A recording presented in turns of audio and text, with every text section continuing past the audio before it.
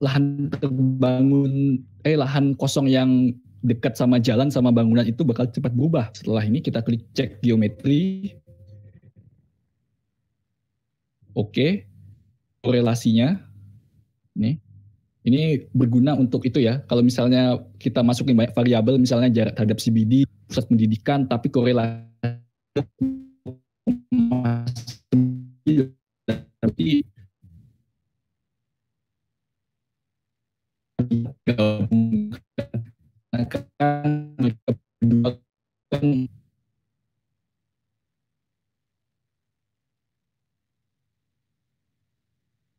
merupakan hal yang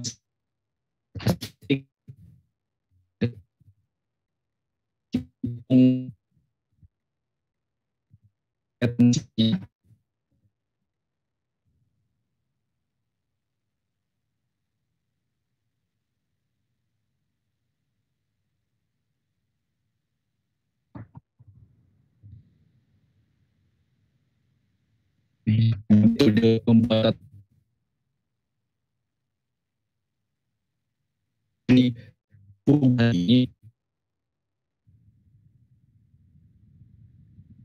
potensial ini ada.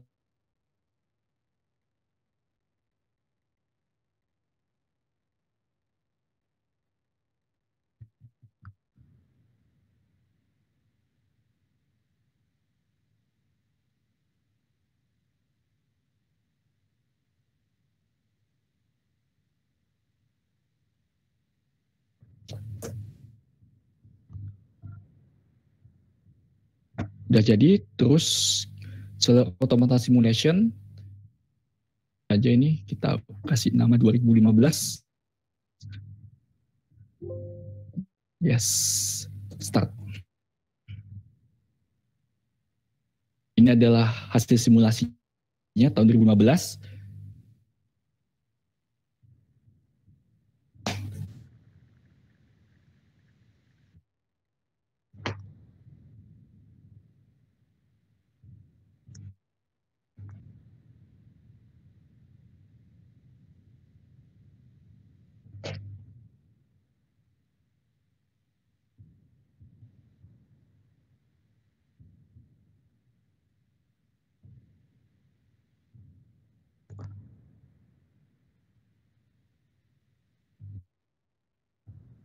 Terus validasi. Validasi adalah hasil pemodelan dengan data existing. Nah, jika akurasinya lebih dari 80%, decision untuk prediksi tahun 2030. Referensinya ini. Ya, start validation.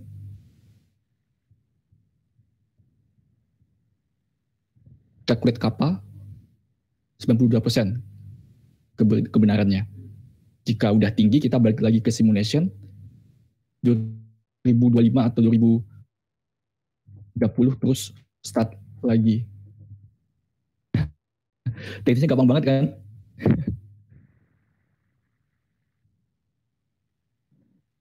Kelihatannya gampang. Gampang banget, yakin. Ini kalau mau lihat bisa di YouTube saya. Cuman kan kalau misalnya nyontoh ke YouTube, hal-hal yang sifatnya fundamental tapi terlewatkan di sini. Untuk teknisnya teman-teman bisa baca sendiri di sini nih di YouTube saya. Proses teknisnya. Nah, lanjut ya. Ke teknis, ternyata gampang banget. Membahas, nah ini kelemahan CA. CA itu kelemahan pertamanya itu dia hanya bisa memprediksi dari data masukan. Hal ini merupakan kelemahan karena kenyataannya perubahan tutup lahan itu nggak konstan. Sebagai contoh itu misalnya kita masukin tahun 2010 sama tahun 2015 sebagai data input. Selama 5 tahun itu adalah sebesar 100 hektar. Apakah untuk tahun 2020 itu juga 10 hektar? Nggak mungkin kan? Kan ada yang namanya kebijakan pemerintah, itu mungkin bencana alam yang membuat tutupan lahan hancur atau gimana gitu. Dimodelkan di CA, jadi CA itu masih kaku lah. Terus yang kedua, maaf ini udah masuk ke slide saya ya? Sudah. Ya. Nah, yang kedua itu CA itu hanya memfasilitasi pertumbuhan lahan yang merembet. Itu untuk pola konsentris sama konsentris itu, misalnya yang oranye ini adalah existing, sedangkan yang kuning itu yang tumbuh. Itu hanya di sekitarnya aja, memusat gitu. Terus tipe memanjang, dia itu linear mengikuti jalan. Bisa diakui oleh CA. Tapi untuk leapfrog itu nggak bisa. Sebagai contoh pusatnya di sini, terus pertumbuhannya ngelompat gitu loh. Sebagai contoh itu kayak Semarang itu pusat kotanya di Semarang bawah, terus pertumbuhan lahan terbangun untuk pemukiman klaster-klaster itu ngelompat dia ke Mijen, ke Gunung Pati, membuka lahan baru, kayak gitu. Ya itulah analoginya leapfrog kayak gitu. Oke, lanjut. Kita masuk ke diskusi ya. Sebelum kita masuk ke diskusi, untuk masalah kelemahan sama teknisnya ada ingin ditanyain dulu nggak? Gimana Mas Moderator?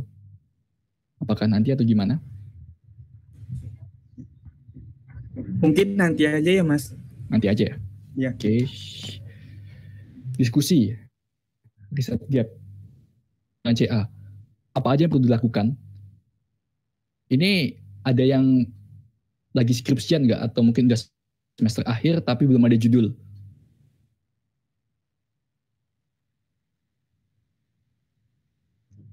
Kan di sini ada membahas riset gap ya. Jadi kira-kira kalau kita mau jadiin ini skripsi, seluruh otomata ini skripsi, kira-kira apa aja sih yang mau kita? Kebanyakan sih penelitian di Indonesia tuh dia hanya memutuskan fiksi. Tapi untuk hal bersifat fundamental tuh masih jarang lah dibahas. Teman-teman ingin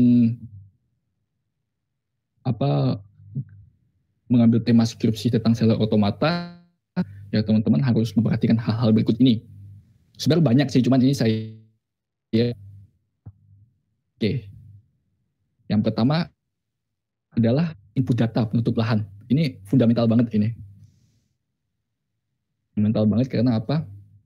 Kan tutupan lahan itu khususnya di Pulau Jawa ya, lahannya itu beratap tanah liat. Sedangkan lahan terbuka, kita mau pakai indeks bangunan apapun, mau pakai supervise atau apa, itu sulit tuh diakomodasi. Ini ada cerita Lancet tahun 8 Mei, itu habis musim tanam ya, ini daerah Demak nih, ini hijau-hijau semua. Ini hijau, ini sawah, ini lahan terbangun. Terus kita lompat 1 bulan kemudian, ini kalau kita menggunakan klasifikasi multispektral, si sawah-sawah ini juga dianggap komputer sebagai lahan terbangun. Jadi hasil pemetaan kita ini overestimate. Karena konsep CA ini kan garbage in, kalau data yang kita masukin sampah, ya output juga sampah. Jadi kita fundamental memetakan lahan terbangun. Itu susah banget ini. Bahkan ada yang mengembangkan beberapa metode untuk membuat lahan terbangun, untuk memetakan lahan terbangun di Indonesia, terutama di Pulau Jawa. Solusinya, satu, menggunakan citra satelit resolusi tinggi kayak atau sangat tinggi kayak PX, World View. Terus analisisnya pun menggunakan visual. Ada namanya klasifikasi ABCD inilah. Cuman kan dia belum bisa mengalahkan otak manusia lah dalam membedakan bangun mana itu lahan terbuka. Jadi solusi nomor satu ya ini kita menggunakan CSRT, terus menggunakan interpretasi visual. Interpretasi visual itu digitasi manual itu loh. Hasilnya bagus, akurasinya tinggi, cuman kan lama. Kalau kita satu Semarang digitasi kan. Ya, solusi kedua yaitu adalah pemilihan citra satelit, Landsat atau Sentinel disesuaikan dengan masa tanam padi. Ya ini nih, kita harus hafal waktunya. Hokian sih, cuma keberuntungan aja karena pada saat tanam padi itu biasanya itu kondisi langit itu masih musim hujan atau pancaroba di mana banyak awan. Nah itu juga jadi untung-untungan. Ini ketiga, atau mengunduh citra dari Google Ads Engine menggunakan algoritma median. Nah ini saya mau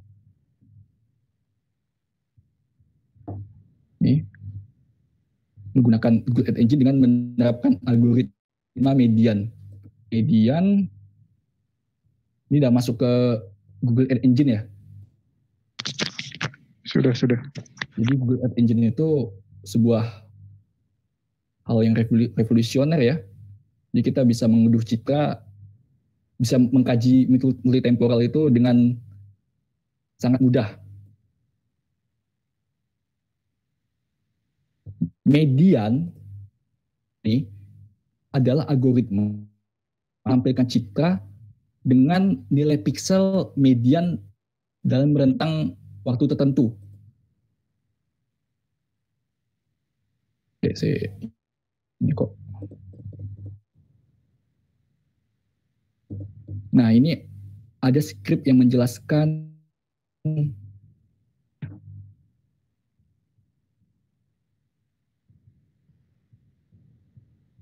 nah ini.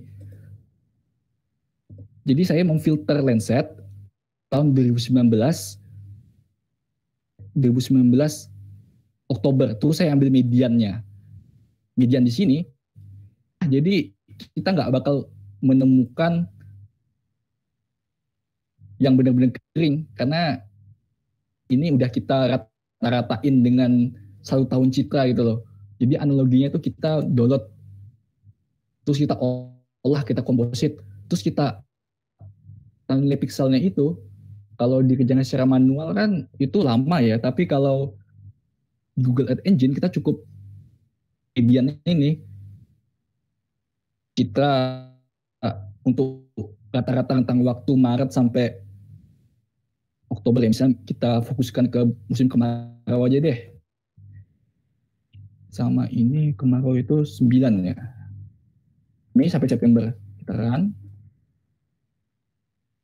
Mediannya kuning-kuning.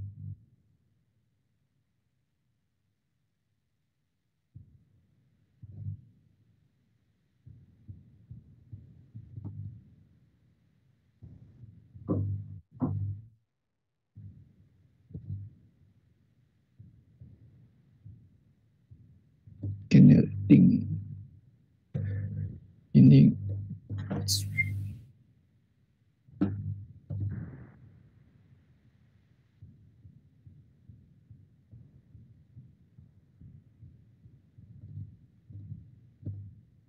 nah ini adalah tentang citra pada musim kemarau.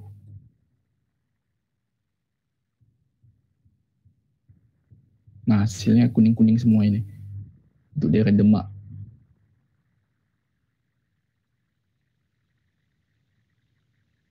Jadi kita bisa mendapatkan citra yang itulah, yang apa namanya, yang jelas untuk suatu tutupan. Jadi tidak terpengaruhi oleh musim kalau menggunakan script median ini. Itu yang kedua. Selanjutnya adalah ini ya, slide udah masuk ke PPT ya? Sudah, Mas. Oke. Nah, solusi ketiga, menggunakan teknik analisis citra yang lebih advance. Klasifikasi berbasis objek. Kalau klasifikasi berbasis objek itu mungkin teman-teman udah paham ya, namanya klasifikasi multispektral ya. apa namanya, mengklasifikasinya citra berdasarkan warnanya. Itu kalau tadi sawah kering warna coklat juga sama. Nah, kalau klasifikasi berbasis objek itu dia ada pertimbangan namanya itu asosiasi. Jadi kayak gini nih, ada pertimbangannya. Saya pernah coba dan ya so-so lah hasilnya, masih apa namanya, aduh, untuk UBIA ini. Terus ada juga yang namanya klasifikasi berlapis, berjenjang, apa, klasifikasi bertingkat. Ini sebenarnya banyak ini metodenya menggunakan machine learning. Analoginya kayak gini, misal citra Landsat, normalized differential building index, antitesisnya dari NDVI lah istilahnya. NDBA yang kurang dari 0,1 kita anggap air. Yang lebih dari itu ada dua versi nih, bisa lahan terbangun, bisa lahan terbuka. Terus kita pisahin lagi. Di atas 30 itu lahan terbuka Montana atau lahan terbuka di pernah naik gunung, itu daerah puncak atas itu kan lahan terbuka semua gitu. Kita klasifikasi multispektral itu bakal dianggap. Nah terus nih yang kurang dari 30% itu lahan terbuka dan lahan terbangun. Terus ada lagi bawahnya dan seterusnya lah. Klasifikasi berlapis dengan jaringan saraf tiruan. Kalau klasifikasi berlapis itu ya salah satu caranya ya gini, menggunakan Google Earth Engine ini. Melibatkan 7 band ya. Saya melibatkan 7 band ini. 1, 2, 3, 4, 5, 6, 7, 8 band, termasuk band Thermal sama band Kin untuk apa? Klasifikasi. Terus saya menggunakan beberapa machine learning kayak random forest, naive Bayes untuk apa? Klasifikasi multispektral. Ya, ada hasil-hasilnya. Sebenarnya bisa sih dimasukin di NDVI atau apa, cuman saya masih bingung ya cara masukin skripnya itu gimana. Saya masih belajar juga ini klasifikasi bertingkat dengan menggunakan machine learning di Google Earth Engine gitu ya.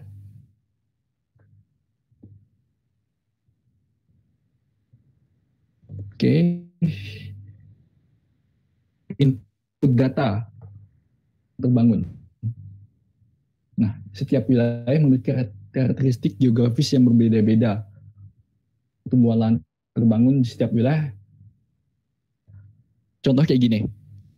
Di Semarang kita masukin faktornya itu jarak terhadap CBD misalnya. Tapi ada hal yang bersifat fundamental. Kalau misalnya kita terapin ke DKI Jakarta, apakah faktornya sama juga? Sebagai contoh kayak di Pontianak ya, itu ada pertumbuhan lahan terbangun itu mengikuti. Jadi setiap wilayah itu memiliki berbeda-beda, kebijakan juga berbeda-beda. Jadi faktor pertumbuhan lahan terbangunnya itu juga beda-beda. Solusinya, nah sebelum melakukan studi CA, kita harus melakukan studi dulu untuk menilai faktor yang mempengaruhi perubahan lahan terbangun. Kayak studi Ainiyah ini. Jadi misal teman-teman mau buat skripsi, teman-teman itu faktor apa yang mempengaruhi pertumbuhan lahan terbangun di Kota Semarang misalnya. Misalnya jarak dari CBD, jalan, pusat pendidikan, jarak dari bandara. Nanti teman-teman hitung tuh menggunakan untuk melihat variabel apa aja yang berpengaruh. Setelah udah tahu, baru kita lompat ke CA. Nah kadang-kadang tuh beberapa peneliti di Indonesia tuh langsung tembak ke CA. Belum membahas variabelnya itu apa aja, langsung lompat ke CA. 2. Faktor yang berpengaruh terhadap lahan terbangun harus representatif. Contohnya adalah pada wilayah pegunungan menggunakan cost distance ketimbang Euclidean distance untuk membuat variabel jarak. Oh ya, ini udah ArcGIS ya? Sudah, Mas. Kan ini ada lahan terbangun tahun 2005, lahan terbangun 2010. Ini ada jarak terhadap bangunan, jarak terhadap jalan. Cara buat jarak terhadap jalan misalnya ini, ini kan dalam bentuk raster ya. Kita buatnya itu menggunakan Euclidean distance. Yang paling umum itu Euclidean distance. Jadi calculate for each cell the closest source. Jadi ini menunjukkan jarak 2 dimensi kalau Euclidean distance itu. Yang Euclidean distance itu warna biru. Sedangkan warna merah ini adalah cost distance. 3 dimensi. Kalau misalnya di Semarang bawah kita menggunakan itu it's okay lah Semarang bawah ya. Tapi kalau misalnya kita menggunakan di atau Wonosobo kan ada faktor topografi. Jadi kita bisa menggunakan yang namanya itu cost distance. Ini sebagai contoh ini untuk membedakan. Nah, ini adalah pasar ya. Ini adalah pasar. Ini daerah Magelang nih, daerah Magelang. Daerah Magelang. Padahal medannya itu bergunung-gunung kayak gini. Kan harusnya kan faktor medan ini kan mempengaruhi jarak sih. Kalau kita menggunakan Euclidean distance, yang paling jauh itu kayak gini. Bahkan faktor, nggak ada mempertimbangkan faktor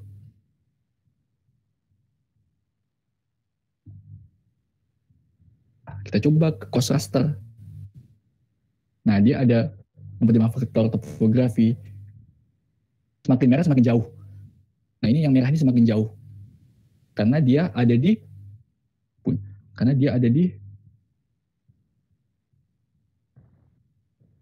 puncak gunung ini.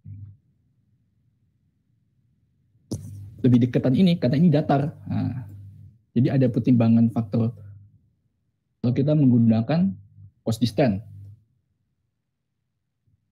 Nih.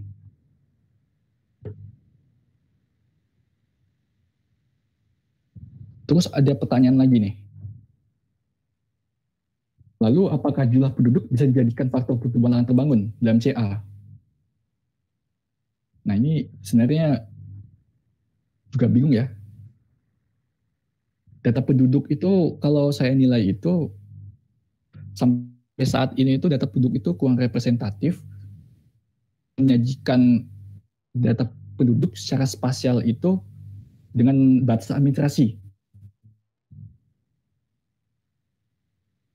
Kalau bisa, itu indikatornya itu harus bersifat continuous, jangan discrete. Ini kan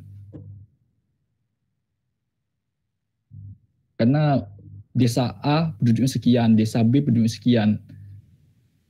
Jadi kurang representatif kalau kita menggunakan data penduduk dengan si desa. Tapi mau gimana lagi, karena kan data penduduk kita kan masih merujuk pada BPS. BPS mainnya per admin. Ada model ini. Pertama adalah desimetrik dengan pendekatan bentuk lahan terbangun. Jadi yang ada penduduknya, bak atau hutan itu nggak kita masukin karena kan nggak ada manusia yang tinggal di situ. Analoginya kan manusia tinggal di permukiman. Dan dengan desimetrik ini udah representatif lah. Bentuknya masih per blok ya. Terus yang ketiga ini berbasis pixel. Nah, ini dia. Ini yang bagus tuh kayak gini. Kalau misalnya kita mau mengkaji kebencanaan itu enaknya kayak gini, berbasis pixel. Gradasi warna yang warna hijau itu penduduknya 1, 20. Yang merah ini penduduk 20. Jadi kita bisa tahu konsentrasi penduduk itu di mana. Berbasis pixel. Cuman ini model. Ini saya buat dari indeks lahan terbangun dengan menggunakan regresi linear. Nah, pertanyaannya data penduduk bisa nggak jadiin CA? Menurut saya sih juga belum. Walaupun kita udah ada data berbasis pixel ini, penduduk berbasis pixel menurut saya belum. Karena apa? Karena ini data distribusi kepadatan tweet ya. Jadi kan kita bisa mengekstraksi Twitter. Kita bisa mengetahui lokasi para sobat Twitter.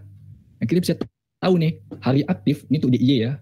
Untuk Sleman, Jogja sama Bantul, untuk hari aktif di kota Yogyakarta ini rame. Tapi ketika weekend, akhir pekan, ini yang ramein nyebar. Ini ada Prambanan, dan di hijau ini Parangtritis. Jadi data penduduk yang tersedia selama ini tuh akomodasi pergerakan penduduk. Penduduk itu kan hari aktif sama akhir pekan pasti beda. Pagi sama malam aja beda loh. Penduduk itu. Maka dari itu, kalau menurut saya ya, konsentrasi penduduk itu pada pemodel CA direpresentasikan dengan jarak terhadap pusat kegiatan atau wisata populer. Pusat-pusat keramaian tersebut berpotensi terhadap perubahan lahan. Kita mainnya di pusat-pusat kegiatan populer. Ada juga nih solusinya kedua menerapkan data penduduk itu dengan cara ambang batas. Jadi misalnya kita memproyeksi penduduk tahun 2025 itu penduduknya itu sekian. Lahan terbangun itu sekian. Nah, itu kita bisa atur di situ. Pakai persamaan regresi, terus kita masukin luasan penduduk itu di Stellar Automata, tapi bisa software edisi Selva. Bisa. Nah, yang ketiga adalah transition potensial. Jadi tantangan pembulian CA itu menentukan potensial tepat. Karena setiap kasus itu memiliki karakteristik berbeda-beda. Solusinya adalah membandingkan hasil prediksi yang berbeda dan neighborhood yang berbeda-beda juga. Kayak studi ini, Prasetyo dan Susilo, saya, ini banyak pokoknya yang mengadu. Kalau di Quantum GIS itu ada 4 metode ya. Nah itu kita uji semua.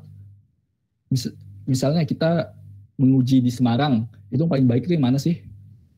Kalau misalnya das Garang, beda lagi. Jadi kita harus uji lagi di antara 4 metode ini, mana yang paling baik untuk memprediksi tutupan lahan. Yang pertama adalah metodenya ya. Metodenya itu yang pertama adalah weight of evidence, dia perhitungan berdasarkan statistik bivariat outputnya. Jadi si indikator itu bakal mendapatkan bobot berdasarkan statistik bivariat. Terus kedua ada logistic regression. Ya, wave of evidence, cuman dia ini pakai statistik multivariat, jadi antar variabel itu ada peran penting. Jadi lahan itu berubah jika jarak jalan segini, jarak pusat kegiatan dikali ini, dan jarak lahan terbangun. Terus ada ANN, Artificial Neural Network.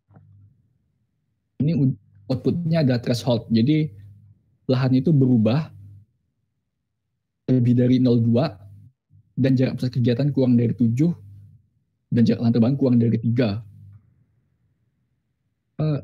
nggak selamanya semakin dekat sama jalan itu semakin cepat berubah itu. Jadi pakai ANN ini bisa ini menggunakan AHP, jadi itu yang mengisi perbandingan. Biasanya itu mengisi kuesioner melibatkan para expert judgment, para ahli-ahli lah, kayak mungkin stakeholder untuk mengisi kuesioner. Kalaupun terpaksa, ya kita sendiri, user sendiri ngisi juga bisa dengan asumsi-asumsi pribadi. Butuh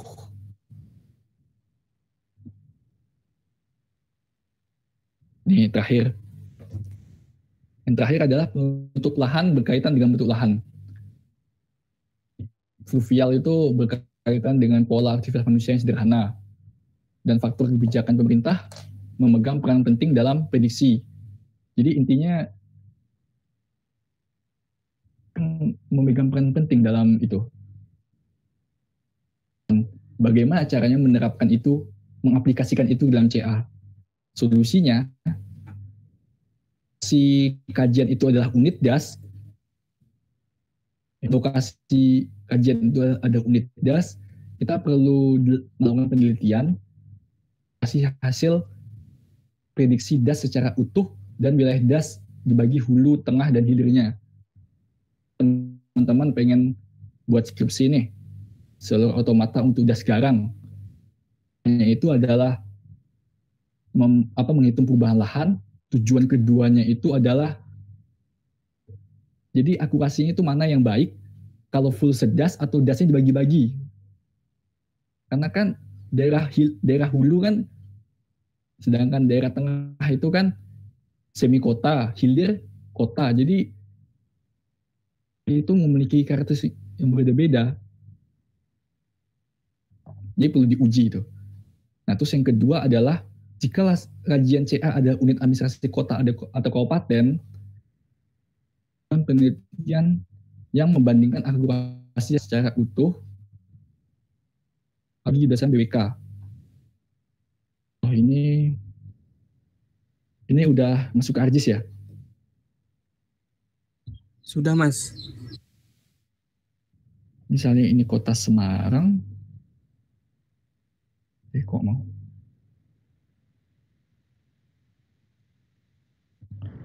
Kota Semarang ini ya. Ini ada BWK 2. Jadi di RT RW Kota Semarang ini ada yang namanya BW, dan ini mempunyai fungsi masing-masing. Gunung Pati, dia memiliki fungsi sebagai pendidikan. Terus Mijen sebagai kantor pelayanan publik, perkantoran perdagangan jasa. Kalau kita melakukan kajian CA full Semarang, kayaknya bisa kita masukin beberapa faktornya nggak mungkin kan, kayak Gunung Pati dah. Gunung Pati kan fungsinya kan sebagai pendidikan. Apakah faktor terhadap pengaruh pertumbuhan lahan di Gunung Pati? Gunung Pati itu bertumbuhnya itu dekati UNES karena dia fungsinya itu sebagai pendidikan. Jadi saya perlu dilakukan kajian untuk membandingkan bagaimana akurasi jika terus kota Semarang sama dibagi per BWK. Kira-kira tepatan mana hasil pemodelannya itu? Itu menurut saya menarik, perlu dikaji. Ini referensinya. Ya, kalau dari saya itu aja sih.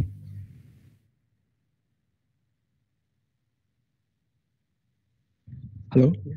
Iya, Pak. Ya, kalau dari saya sementara itu dulu. Diskusinya biar asik ya. Ya, terima kasih kepada Mas Rido yang telah memaparkan materinya. Bila ada pertanyaan, sini kami raise hand atau melalui mikrofon.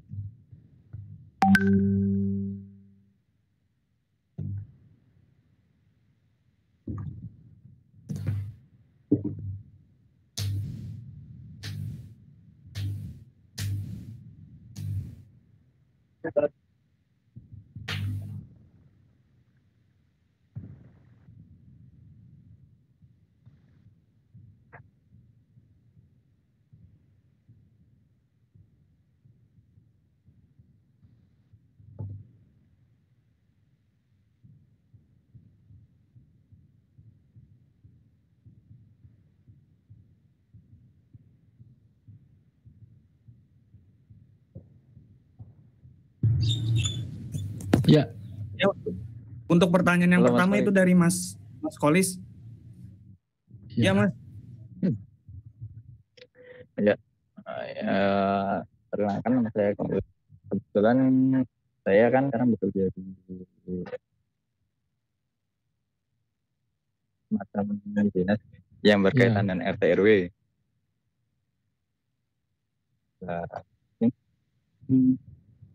Atau pengolahan sewa otomata ini untuk penyusunan RT RW di dimanapun lah di Indonesia, apakah tidak ada yang menggunakan RDCA untuk penyusunan RT RW? Ya. Nah. Ya, oke, saya jawab ya. Ini pertanyaan yang menarik ini. Saya sebenarnya itu saya untuk kajian RT RW ini belum pernah ya. Saya hanya pernah evaluasi atau enggak pernahnya hanya mengevaluasi sama mengintegrasikannya dengan KLHS. Ya, saya belum pernah. Padahal saya ajar bagaimana sih caranya.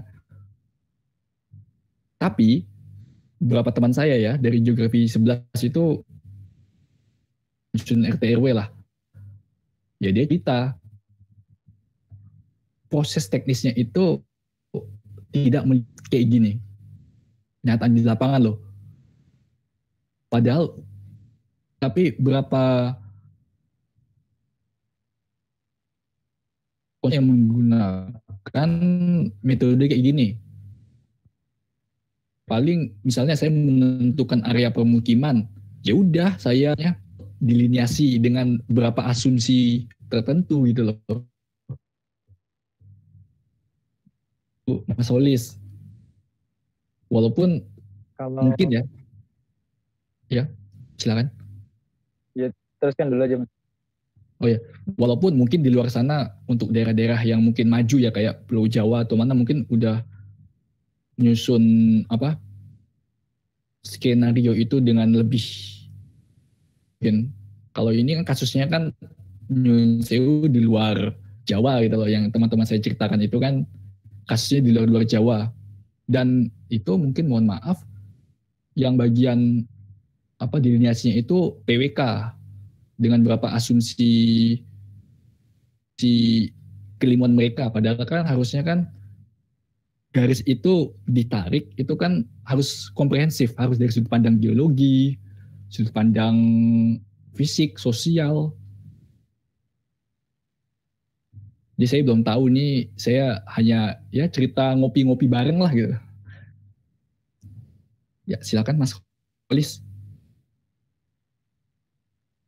Ya, kalau misalnya lagi ya, apakah kajian itu pernah dilakukan kajian akademis yang terkait dengan CA RW?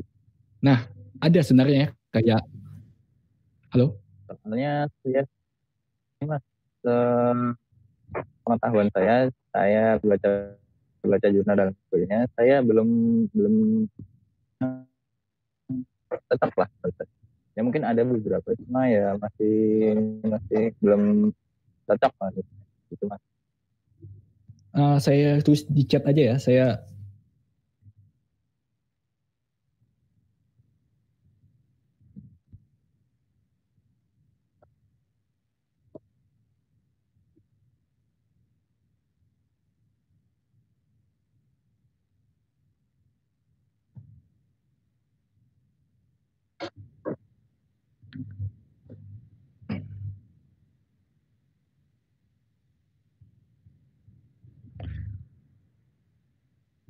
itu.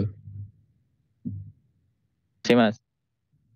Walaupun saya lupa juga ya dia di Kudus atau enggak ya, kayaknya ini bagus ini karena Pak Nahib ini salah seorang itu ya praktisi di BIG ya. Jadi dia cukup oke lah. Cuman kayak ini ya, temannya sampean nih. Siapa namanya? Siapa sih astagfirullah? Saryono, astagfirullah. Oh, Saryono itu dia itu tujuan satu ya. Tujuan satu adalah menghitung perubahan luasan lahan di Gasgarang. Tujuan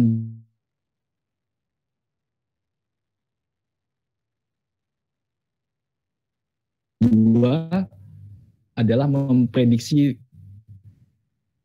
tutupan lahan. Tujuan RT ya, Gasgarang kan kalau cuman kalau juga walaupun saya nggak buat dalam bentuk artikel ilmiah, iseng-iseng coba overlay, itu underestimate. Jadi gedean pola ruangnya dibuat kebanyakan overestimate. Tuh.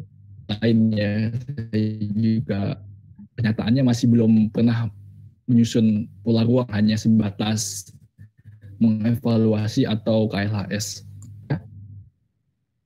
Mungkin dari teman lain ada ya?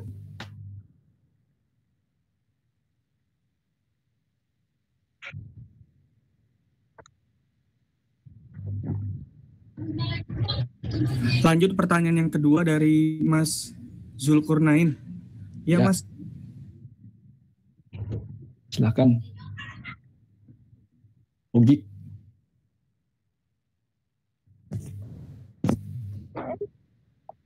halo, gimana Mbak Tuju?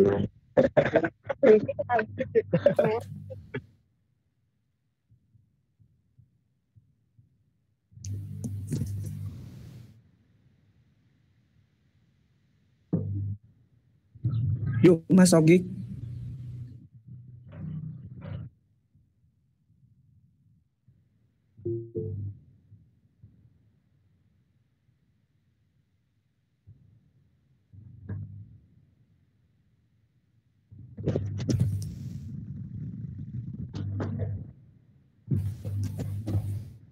Oh ya, ini Mas pertanyaannya dari Mas Zulkarnain. Saya kan mahasiswa yang sudah dituntut nyusun skripsi. Mas Faris tadi menyebutkan CA bisa digunakan untuk skripsi. Itu penggunanya seperti apa ya, Mas? Mohon pencerahannya. Siapa tahu inspirasi. Itu Mas tadi pertanyaan dari Mas Ogi. Oke. Ini kan ada riset gap, itu celah penelitian apa aja yang perlu dilakukan. Jadi kalau kita mau penelitian CA di Indonesia itu apa aja sih yang perlu dilakukan? Bisa tahu ini masalah ini, tahu ini dari mana, membaca. Ini mungkin nggak langsung ngasih tahu jawabannya, tapi ngasih tahu step-stepnya. Itu adalah misalnya tema apapun, teman-teman harus mencari namanya yang membahas itu. Misalnya cari sebanyak-banyaknya itu di Indonesia, apa-apa aja CA. Setelah udah teman-teman baca, teman-teman bisa tahu ternyata belum gini. Oh, ternyata penelitian ini belum gini. Mengetahui gap-nya kayak apa.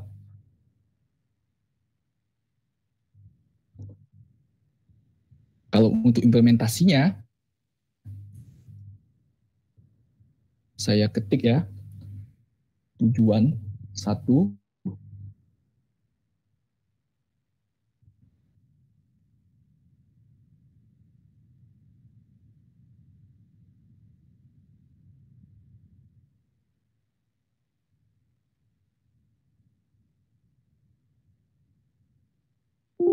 pertama biasanya kalau CA itu tujuan 1 adalah menghitung perubahan luasan lahan. Terserah teman-teman ini, apakah pengen ini menguji menguji berapa metode ini, ataukah mau kayak gini, apa namanya, misalnya kajiannya itu per das, teman-teman bandingkan akurasinya, atau dibagi hulu hilir tengah itu akurasi tinggi mana, kan administrasi kota misalnya teman-teman membandingkan akurasi itu atau dibagi per BWK, itu udah bisa jadi. Atau bahkan yang paling fundamental, teman-teman gak usah skripsi CA, gak usah skripsi CA, ini nih tentang apa namanya, memetakan tutupan lahan terbangun itu yang nggak usah pakai klasifikasi multispektral, tapi pakai OBIA misalnya, berapa akurasinya. Kalau enggak menggunakan klasifikasi berlapis, menggunakan Earth Engine, semua bisa lah kalau kita tahapan tadi membaca apa aja sih yang belum dikaji oleh artikel tersebut. Kalau saya sih kayak gitu sih kalau saya pribadi.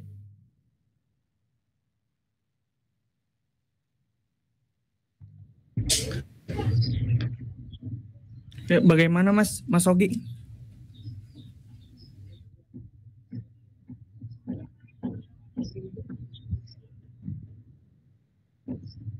Ya, lanjut pertanyaan yang ketiga dari Mas Hussein.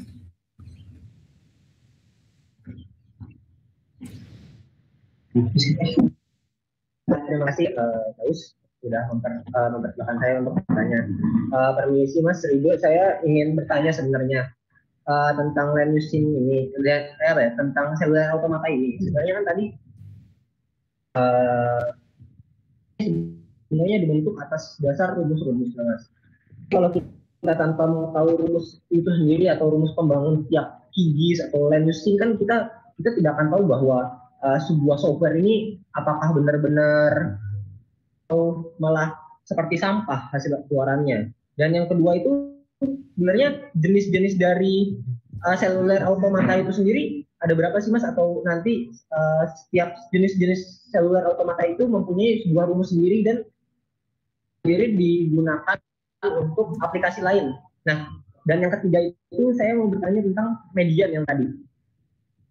Median yang tadi kan dipakai untuk mengetahui nilai tengah dari citra kalau misal padi pada saat mengering dan pada saat masih ada. Nah, sebenarnya itu saya ingin bertanya kalau misal kita memisahkan dua itu, karena kita bakal kalau misal kita main statik kan ada yang benar-benar di tengah, ada yang kita biasanya nilai median itu di suatu nilai itu bahkan bisa memakai kuartil 1 atau kuartil 3-nya. Itu gimana ya Mas? Mungkin saya butuh pencerahannya. Terima kasih Mas. Oke. Pertanyaan pertama tentang itu ya, apa perbandingan antara software? Iya Mas Hussein. Iya, beserta algoritmanya itu yang bagus yang mana sih sebenarnya? Algoritmanya berbeda-beda. Sebenarnya hampir sama ya, hampir sama karena dia yang penting ini itu adalah ini nih, transisi potensial. Yang pertama kan datanya bagus atau enggak tadi ya, representatif atau enggak, memegang peran penting transisi potensial. Metodenya untuk membangun ini ada 4 ini. Kalau di QGIS ya ada 4, weight of evidence, logistic regression, work, multi-criteria evaluation.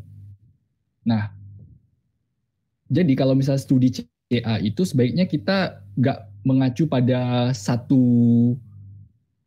metode, karena kan setiap wilayah punya karakteristik yang beda-beda. Kalau dari sudut pandang software ya, saya pribadi memilih ini, Edisi Selva. Jadi kalau mau pakai kudu membajak. Lebih berusaha untuk menggunakan QGIS karena kan ini open source jadi halal ya. Kalau Edisi Selva ini dia ini kita bisa memisahkan lahan terbang, lahan apa aja yang bisa berubah. Men-setting air itu nggak bisa berubah jadi lahan terbangun. Ya emang iya kan? Tapi kalau di QGIS itu nggak bisa. Air, jadi kita kalau nggak pintar mainnya, nemuin air itu berubah jadi lahan terbangun kalau di QGIS loh. Land use sim nih, saya pernah pakai. Kalau land use sim itu bagus ya, bagus banget. Cuman kelemahannya itu di sini loh. Ini dia hanya bisa mana sih? Ini multi criteria evaluation. Jadi kita memasukin itu manual. Jadi kita ya harus kalau kita menggunakan ini atau menggunakan ini, kita ngitung dulu di software lain baru kita bisa di land use sim. Bagus nih land use sim ketimbang IDC katanya sih. Cuman saya nyoba aku walaupun hasilnya bagus ya. Kalau dari saya sih itu, karena apa, data, metode kita nyoba semua, sama ini representatif. Overall hampir sama lah. Gitu. Untuk pertanyaan kedua ya, lanjut ya. Itu tadi, oh Mas, mohon maaf, tolong ulang. Jenis-jenis dari seluler automata sendiri, Mas. Oh ya. Yang pertama kan ada yang namanya, saya ketik ya, CA Markov. Ini yang saya tahu loh, ini yang saya tahu. Masih belajar walaupun saya udah mendalami ini, saya nggak terlalu fokus di sini. Oke, yang pertama ada CA Markov. Kalau CA Markov itu dia memproyeksi lahan terbangun itu tanpa melibatkan faktor ini. Jadi dia langsung tembak ini 2010 sama 1990. Dia nggak mempertimbangkan faktor jarak terhadap jalan, kedalaman gambut, jarak bangunan, topografi, dan lain-lain. Itu CA Markov. CA adalah automata. Nah, setelah automata itu dia melibatkan faktor-faktor itu. Ya ada yang namanya CA ANN, CA regresi logistik, NN, LR ini metodenya ini. Metodenya ini. Ini ANN, Artificial Neural Network, ini LR, itu metode. Kalau mau jelas ya, ini silakan baca artikel ya, artikel ilmiah, search aja lah, search aja Google, keywordnya itu Bowo Susilo. Ya. Soalnya tahun 2011 di jurnal GEA. Ini cukup jelas lah yang cukup jelas dia memaparkan CA itu apa, konsepnya kayak apa. Di jurnal GEA tahun 2011 penulisnya itu Bowo Susilo. Cari aja Google dosen UGM. Itu nomor 2 ya. Terus tadi Mas, maaf. Buat yang median, Mas, kenapa kita memakai median yang tengah? Kenapa kita nggak memakai salah satunya pada saat masih ada, atau padinya benar-benar udah nggak ada gitu, Mas? Saya menggunakan median karena kan saya pengen tahu,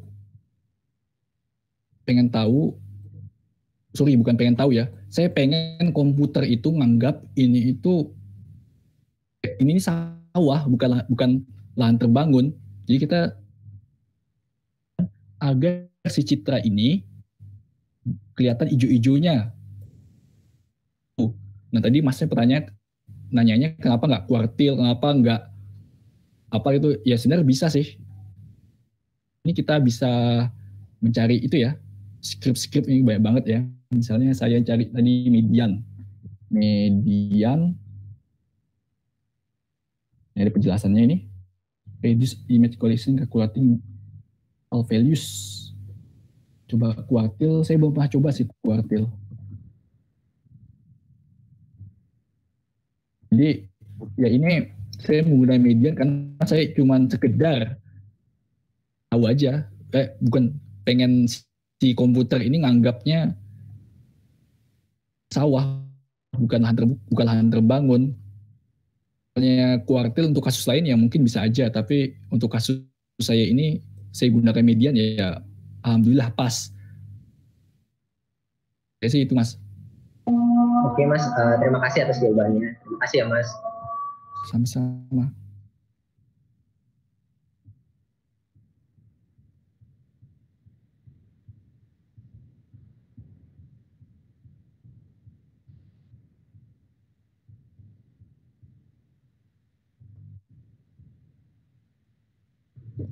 Mungkin ada yang mau memberikan pertanyaan lagi, mumpung masih ada waktu.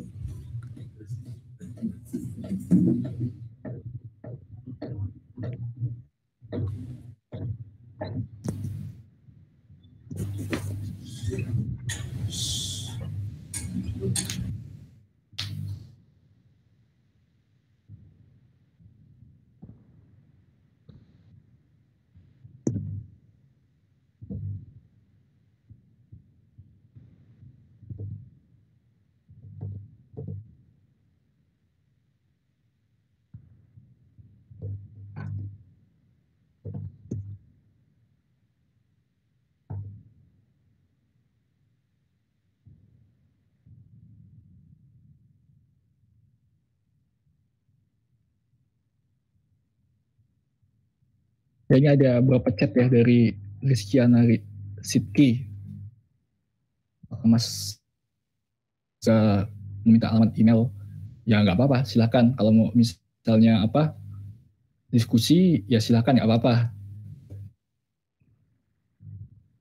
Terus ini ada Dita Aulia, ya betul Lensim punya, ya benar. Kalau dibanding edisi Silva, tapi edisi Silva juga punya kelebihan lain ya. Apa kelebihan lainnya itu?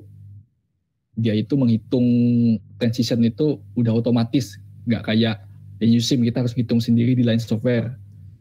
Jadi ya masing-masing punya kelebihan, punya kekurangan lah. Walaupun secara overall Yusim lebih oke dari Idrisi.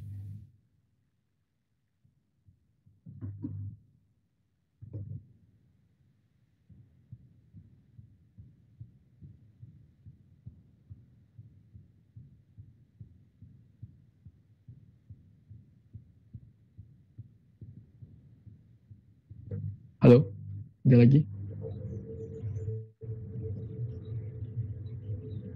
Iya Mas. Bentar.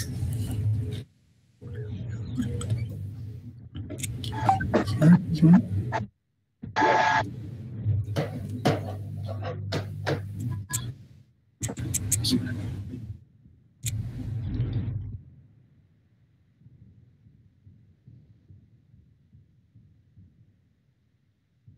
Ada yang ingin tanyain lagi?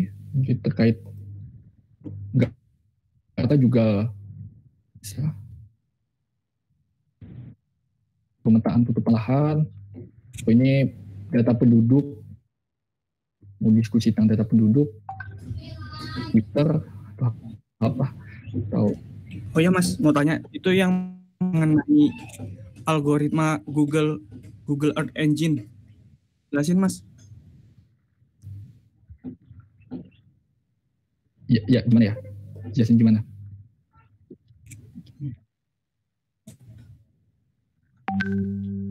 Ya, gimana ya?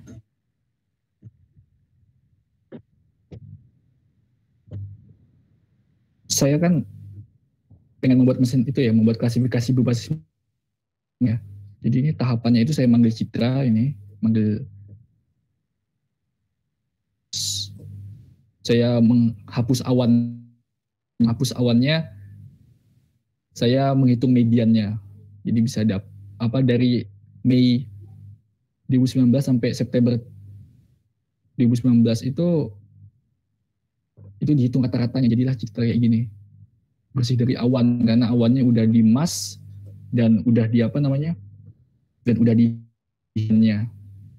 masih banyak awan ya karena emang dia katulistiwa. Kalau engine ini kan script ya. saya basicnya itu geografi sih. Saya mau ini masih belajar juga. Dulu pernah belajar pemrograman lah, terutama PJ itu kan menggunakan bahasa C++. Nah, sedangkan ArcGIS itu Python. Google Earth Engine ini yang versi web ini JavaScript. Jadi saya ya masih belajar lah. Ini saya cuman copy aja. Kalau misalnya saya kasih scriptnya itu gampang lah. Di internet juga banyak. Jelaskannya itu saya masih sulit. Untuk memahami aja saya masih sulit. Masih belajar tentang Google Earth Engine ya kayak gitu.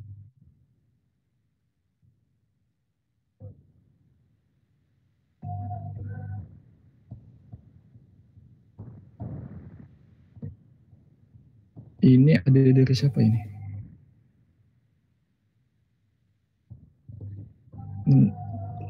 Ya, untuk apa?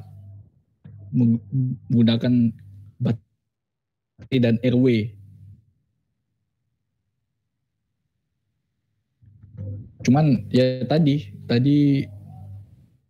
kan untuk CA ya. Ini adalah model mobilitas penduduk ya. Ini saya ambil dari data Twitter. Jadi konsentrasi, jadi kan asumsinya di sini kan kepadatan tweet itu kepadatan penduduk. Nah ini untuk daerah DIY sama Jogja, Sleman, Bantul, itu kalau hari aktif penduduk itu berkonsentrasi namanya akhir pekan konsentrasinya bar dia karena rame karena datang wisatawan juga. Jadi untuk kalau misal data penduduk yang untuk kajian bencana kayak kita ambil risiko bencana untuk data BPL masih guna menurut saya karena setiap fase risiko bencana itu setiap waktu pasti beda. Bahkan kalau misal kita buat peta risiko tsunami, itu risiko tsunami saat weekend, saat weekday, saat pagi sama malam itu pasti beda. Hal-hal gini itu merupakan merupakan hal yang sulit dari GIS menurut saya. Suatu fenomena secara representatif. Bahkan kalau kita mau memetakan itu bisa jadi penelitian yang panjang.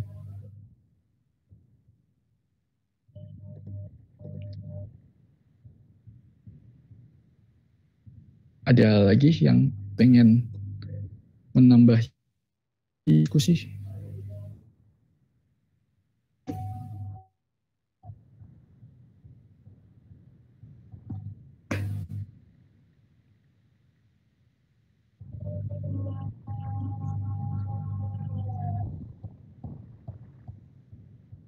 Halo?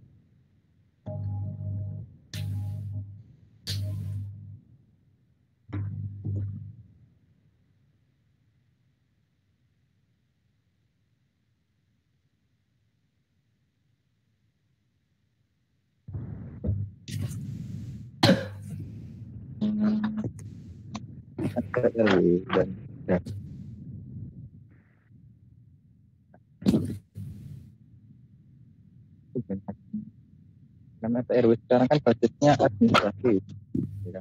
Nah itu masih dalam artian batas tiap atau tiap hanya memegang sendiri untuk memenuhi batas.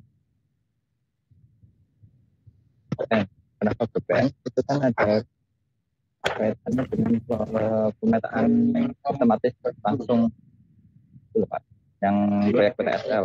itu kan salah satu tujuannya memperbaiki batas investasi. Terutama dengan RT/RW, apakah yang terbaik dalam penyusunan RT/RW itu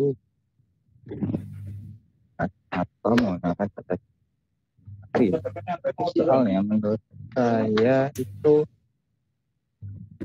punya peranan ketika kita harus manage yang berkelanjutan. Berarti kan penyusunan RT/RW itu pasti. Mas Farid itu seperti apa pandangan dari info gitu Mas? Ini suaranya itu apa namanya kurang jelas. Jadi gini ya, Skolis tanyain itu pendapat saya, apakah sebaiknya itu perencanaan ruang itu berbasis regional, maksudnya dalam lingkup admin, terus menuju detail, ataukah berbasis bidang tanah gitu Mas ya? Enggak Mas. Hah? Ya. Oh ya.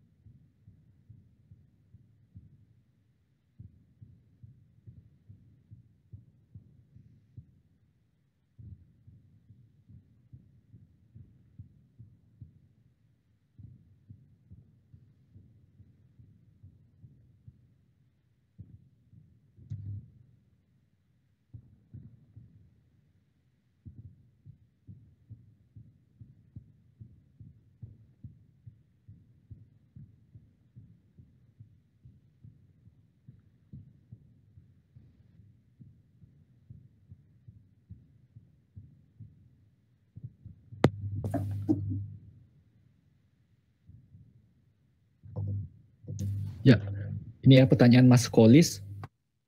Apa penataan ruang yang kitanya pengelolaan DAS itu menggunakan DAS atau berdasarkan DAS ya? Anu juga ya. Saya pernah baca artikel itu. Hukum ya. Hukum, dia bukan tentang pola tentang geografi, ini hukum. Jadi dia punya gagasan kalau lingkupnya itu DAS. Bukan ABC untuk memudahkan dalam masalah ego sektor, karena kan sebagai contoh kayak Bengawan Solo ya, hulunya itu di Wonogiri. si Wonogiri yang nebang pohon, Lamongan yang banjir. Lamongan itu banyak banyak pabrik. Jadi kan Wonogiri yang sebagai daerah hulu kan juga pengen maju, juga pengen juga pengen mengembangkan wilayahnya dengan full lahan terbangun. Tapi karena dia berada di hulu ya mau nggak mau dia harus tetap konservasi gitu. Kalau menurut saya ya bukan batas das, tetapi dimulai dengan persil. Kalau menurut saya loh, dimulai dengan persil karena persil itu batasnya unik, maksudnya bisa ditemui di lapangan. Jadi kalau sudut pandang orang BPN ya, harusnya itu dimulai dari persil. Maksudnya ini adalah bidang tanah itu loh, udah detail, baru ke regional. Kalau kita kan kebalik ini, regional dulu baru detail. Kita pola ruang dulu, baru EDTR. Jadi kan habisin anggaran itu. Cuman kalau kita dimulai dari persil, itu susahnya itu gitu loh. Karena kan untuk memetakan bidang tanah satu desa aja itu lama itu. Seluruh Indonesia, terus dibuat tata ruang berbasis dengan satuannya itu adalah persil, itu mau kapan gitu. Justru persil bukan das ya. Walaupun sebenarnya dengan das itu juga penting juga karena permasalahan yang tadi saya sampaikan yang Lamongan sama Wonogiri.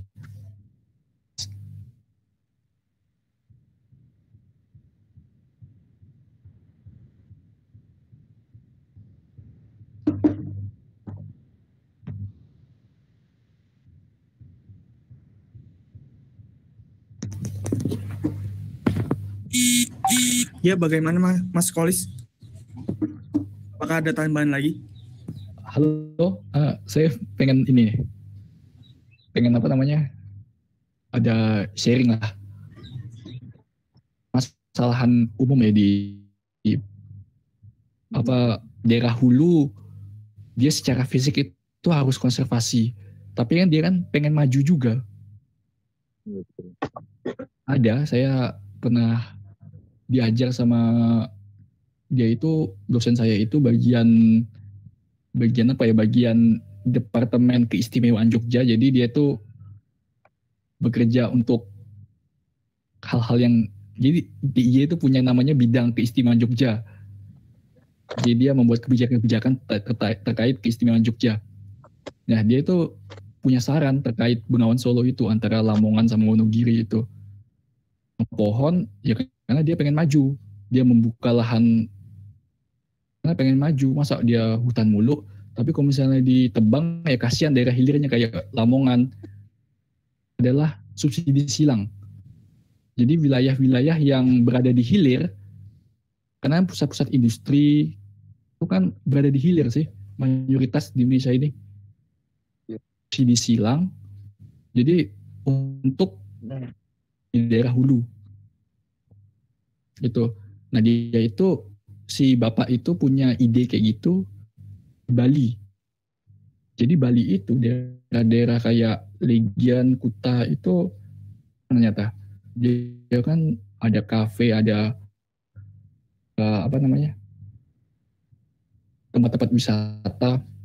Ntar sebagai pendapatan dari wisata itu dialokasikan untuk wilayah-wilayah yang kondisi wisata atau enggak dilarang untuk mengembangkan wisata karena dia punya fungsi ekologis. Jadi silang gitu. Kayak gitu. Tapi permasalahannya di sini, kalau Bali kan satu provinsi. Bengawan Solo itu kan lintas provinsi itu. Yang satu wilayahnya Bu Khofifah, yang satunya wilayah Pak Ganjar. Kalau dari saya sih gitu, saya cuman apa yang dosen saya sampaikan.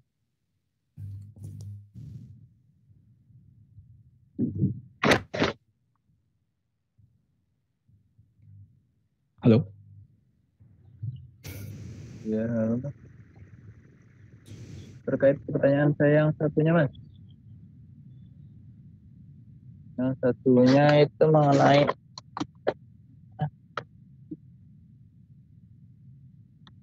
permasalahan spasial di Indonesia, sama mengenai data-data sebagai data dasar dalam penyusunan perencanaan di wilayah Indonesia terkait seperti yang tadi mengenai yang kasus tsunami itu data mitigasi yang sampai saat itu menurut jenengan kira-kira kapan Indonesia bisa seperti itu? Masa perkembangan geospasial di luar negeri itu sudah lebih baik daripada di Indonesia. Apa Mas Solis? Mohon maaf, diketik aja Mas.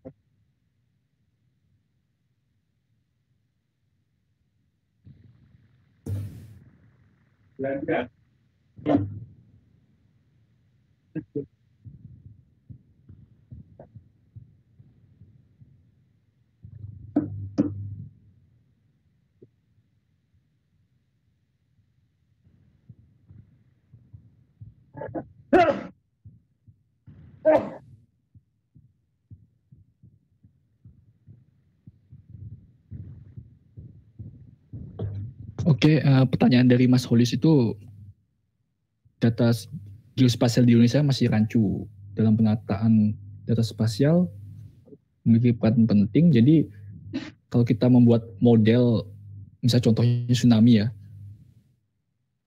kira-kira kapan Indonesia bisa gitu ya? Iya. Ya gini, gak usah jauh-jauh sampai sana ya. Mungkin teman-teman mungkin bisa menjawab ya.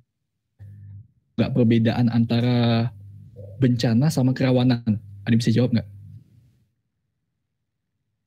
Apa bedanya peta kerawanan banjir sama peta bahaya banjir? Apa bedanya peta bahaya longsor dengan peta kerawanan longsor? Ada yang bisa jawab nggak?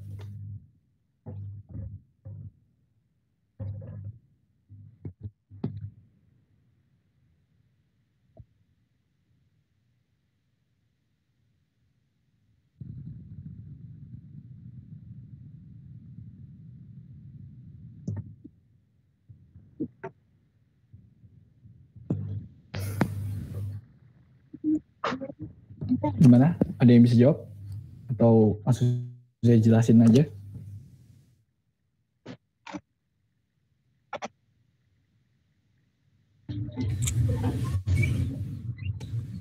Gimana? Mungkin kalau kerawanan itu apa namanya? Masih diperkirakan. Ancam. Sebenarnya dua-duanya juga perkiraan. Kiana Sidki ini ya hampir benar ya. Untuk bahaya itu ya cepat. Itu dia hanya potensi keterpaparan. Oh di sini.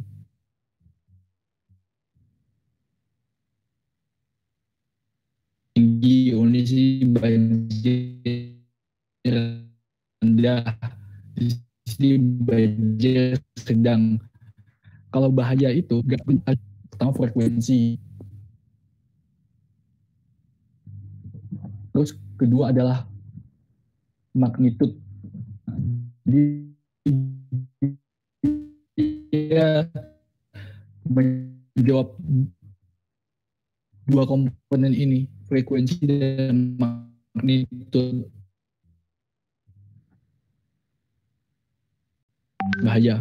Kajian bahaya, kerentanan, bagi kapasitas. Dia permasalahannya. Peta risiko ini dibangun dari bahaya, sedangkan di Indonesia batas sulit loh membuat punya komplit secara spasial karena ada frekuensi di sini. Gak cuma frekuensi, magnitude juga. Jadi kalau misalnya banjir kita harus nyatet kedalamannya berapa. Gitu. Kalau misalnya apa? Ya, jadi ya kita masih jauh gitu loh. Masih jauh. Makanya ada statement, ada dari insan itu diampuni lah pengecualian negara berkembang itu karena punya apa? Nggak kayak negara-negara maju, datanya juga masih bolehlah risiko bencana dikaji pakai kerawanan aja. Itu kata dosen saya. Walaupun sebenarnya kalau bisa ya sampai bahaya. Kan bahaya tinggi itu frekuensinya dalam setahun itu peluang kejadiannya berapa persen. Dan itu harus bisa menjawab di situ. Jadi untuk memodelkan itu kita masih jauh ya, karena skupnya. Jadi banyak teman-teman kita kayak apa skripsinya itu mengkaji resiko masih menggunakan perka BNPB. Teman-teman mungkin tahu ya perka BNPB ya.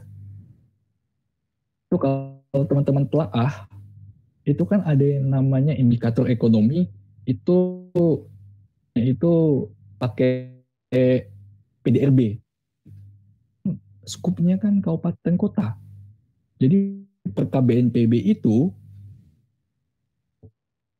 saya tahu, kalau setahu saya perka BNPB